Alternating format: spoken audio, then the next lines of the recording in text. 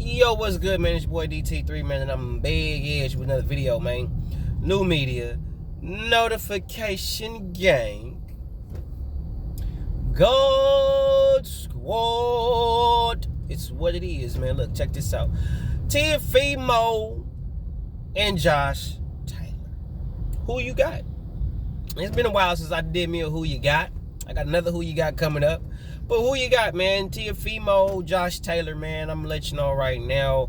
On a mental capacity, I would pick Josh Taylor. Skill set wise, I would pick Josh Taylor.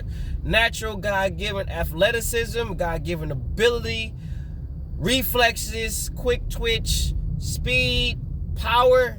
I'm taking Teofimo if that's what I'm attracted to. But I'm going with Josh Taylor. And the only reason why I'm going with Josh Taylor is because Josh Taylor, to me, is gonna give him way more problems than he had with Nakatani. Now y'all remember when Teofimo fought Nakatani, right? And y'all remember how Teofimo Sr. and Jr. both said out their own mouth. I'm just not verbatim. It's what they said.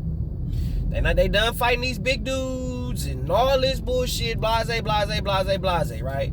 And then when they get quote unquote fucked over, I guess, by black fighters, so to speak, now you want to move up to 140, where there's a bunch of big dudes, average size or Nakatani size. So if Nakatani, whom does not have nowhere near the skill set as Josh Taylor, if he gave you problems, what you think Josh Taylor gonna do?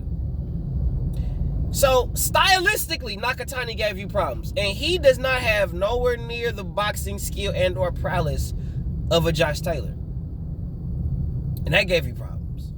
So that's why I think Josh Taylor gonna get him. Now, if Teofimo was mentally sound, showing a lot more development in his skill set over these past coming years or these past few fights versus basically being the same kind of fighter mentally and physically, then I probably would pick Teofimo Lopez because he's young.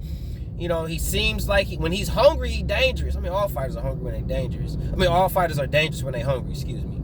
But Teofimo just is a guy, he got an edge to him because he got a specific skill set that with hunger, it's a different animal. It's like Shakur Stevenson, a dude with his skill set. Tank Davis, a guy with his skill set. You put a guy with that particular skill set and you make this, you fight a hungry version of that, oh, you're going to beat the fuck out of you every time. Every time. But I'm picking Josh Taylor.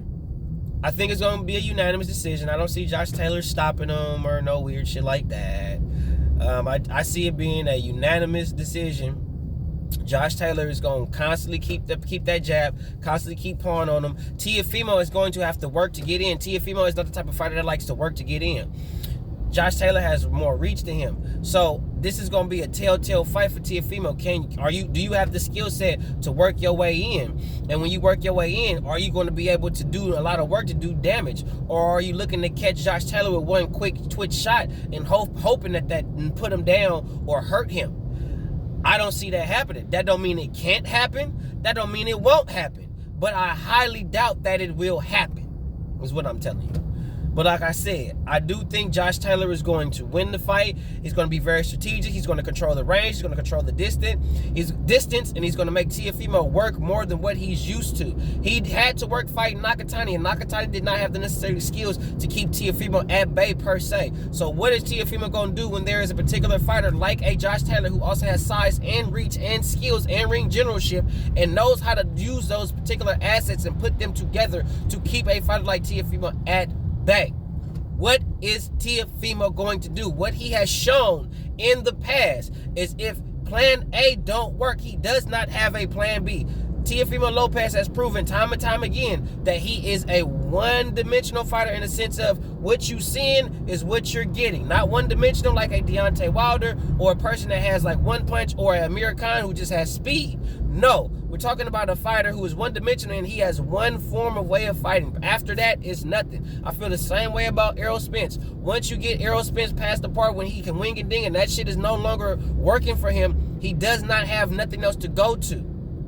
That's what I'm saying.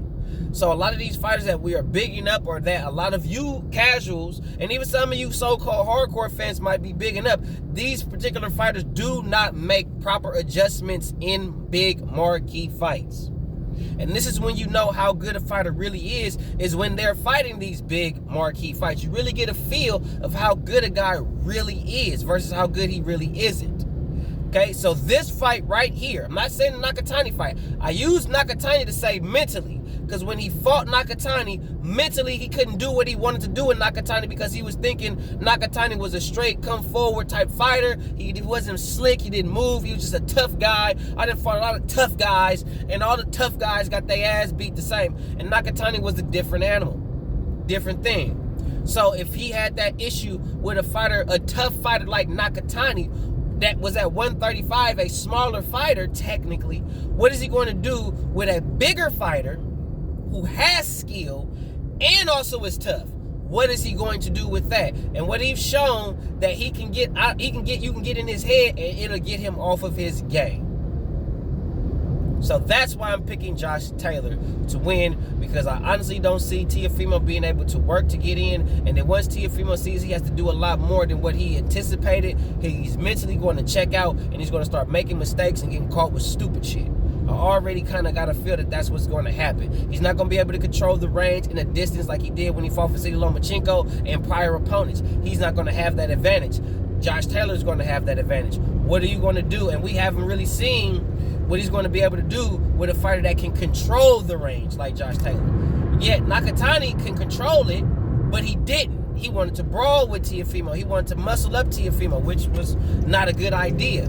Teofimo got around that because that's the type of fight that he expected out of Nakatani. But what is he going to do when it's a fighter that can also rough you up, but then box your ears off and move around you and box circles around you? What are you going to do? We have yet to see what Teofimo can do and will do against a fighter of that particular caliber. And in my personal humble opinion, and within my experience, and also watching and studying Teofimo Lopez, I do not see him coming out of that situation on top. So, who you got?